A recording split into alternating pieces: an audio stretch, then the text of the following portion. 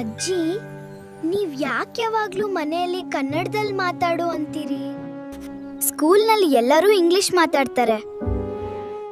ಕಂದ, ನೀನು ಕನ್ನಡ ಮಾತಾಡುವಾಗ ಕೇವಲ ಪದಗಳನ್ನು ಅಲ್ಲ, 2000 ವರ್ಷಗಳ ಇತಿಹಾಸವನ್ನು ನಿನ್ನ ನಾಲಿಗೆಯ ಮೇಲೆ ಹೊತ್ತು ನಡೆಯುತ್ತಿದ್ದೀಯ. 2000 ವರ್ಷ? ನಿಜವಾಗಿಯೂ ಅಜ್ಜಿ? ಕನ್ನಡ ಭಾರತದ ಅತ್ಯಂತ ಪ್ರಾಚೀನ ಭಾಷೆಗಳಲ್ಲಿ ಒಂದು. ಇದಕ್ಕೆ ಜ್ಞಾನಪೀಠ ಪ್ರಶಸ್ತಿ 8 ಬಾರಿ ಬಂದಿದೆ. ಯಾವ ಭಾಷೆಗೂ ಇಷ್ಟು ಬಂದಿಲ್ಲ. ವಾವ್, ಅದು ನನ್ಗೆ ಗೊತ್ತಿರ್ಲಿಲ್ಲ.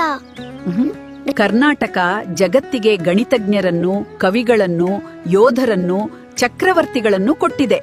ವಿಜಯನಗರ ಸಾಮ್ರಾಜ್ಯ, ಹೊಯ್ಸಳ ದೇವಾಲಯಗಳು, ಪುರಂದರದಾಸರ ಸಂಗೀತ ಎಲ್ಲವೂ ಈ ನೆಲದಲ್ಲಿ ಹುಟ್ಟಿದ್ದು. ಕನ್ನಡ ಇದೆಲ್ಲವನ್ನೂ ಒಂದುಗೂಡಿಸಿತು. ಆದ್ರೆ ಅಜ್ಜಿ, ಈಗ ಎಲ್ಲರೂ ಇಂಗ್ಲಿಷ್ ಮಾತಾಡ್ತಾರೆ.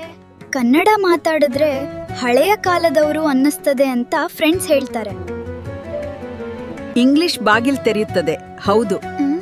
ಆದ್ರೆ ಕನ್ನಡ ಹೃದಯ ತೆರೆಯುತ್ತದೆ.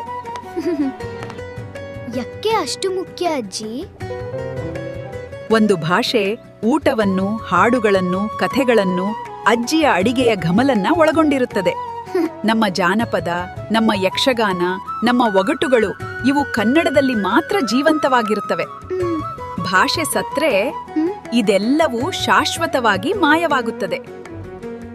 ಹಾಗಾದ್ರೆ ಕನ್ನಡ ಮಾತಾಡುವುದು ಒಂದು ಅಮೂಲ್ಯವಾದ ವಸ್ತುವನ್ನು ರಕ್ಷಿಸಿದಂತೆ.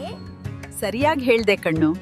ನೀನು ನಾವ್ ಏನಾಗಿದ್ದೆವು ಮತ್ತು ಕರ್ನಾಟಕ ಏನಾಗ್ಲಿದೆ ಎಂದರ ನಡುವಿನ ಸೇತುವೆ. ಮಾತಾಡು, ಹಾಡು, ಓದು, ಮುಂದಿನ ತಲೆಮಾರಿಗೆ ದಾಟಿಸು. ಮಾಡ್ತೀನಜ್ಜಿ. ಇನ್ನು ಮೇಲೆ ನಾನು ಹೆಮ್ಮೆಯಿಂದ ಕನ್ನಡ ಮಾತಾಡ್ತೀನಿ. ನಮ್ಮ ನಾಡು, ನಮ್ಮ ನುಡಿ, ನಮ್ಮ ಹೆಮ್ಮೆ. ಕನ್ನಡ ಉಳಿಸಿ, ಕನ್ನಡ ಬೆಳೆಸಿ.